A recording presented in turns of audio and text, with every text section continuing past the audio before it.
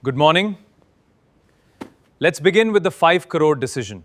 Suppose you are the CEO of a successful coffee company. You have 5 crore to invest. Would you build a new factory, open cafes across India, or invest in an online delivery business?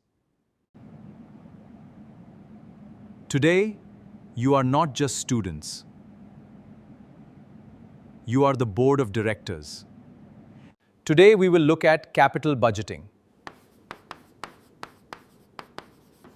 It is about choosing projects that create the highest value.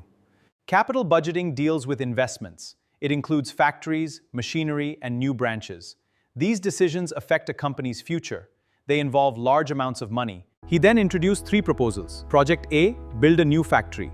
Project B, open 50 cafes. Project C, online platform. Remember, choose wisely. Sir, how do we know which project is best? That is why we use capital budgeting techniques. A rupee received today is worth more. This is the time value of money.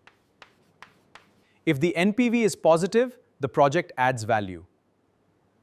A rupee received today is worth more than a rupee received 5 years later. This is because today's money can be invested to earn returns. This idea is called the time value of money. Let's look at the projects. We have the factory, the coffee cafes, and the online platform.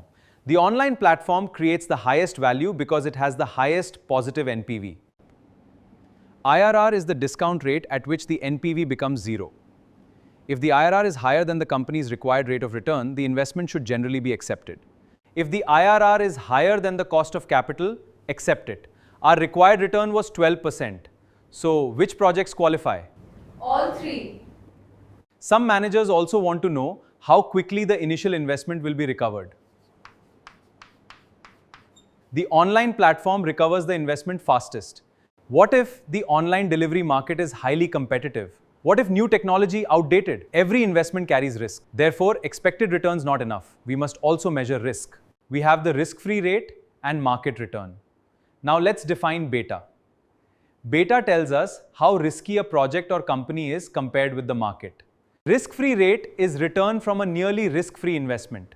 Market return is the average return from the stock market. And beta measures sensitivity to market movements.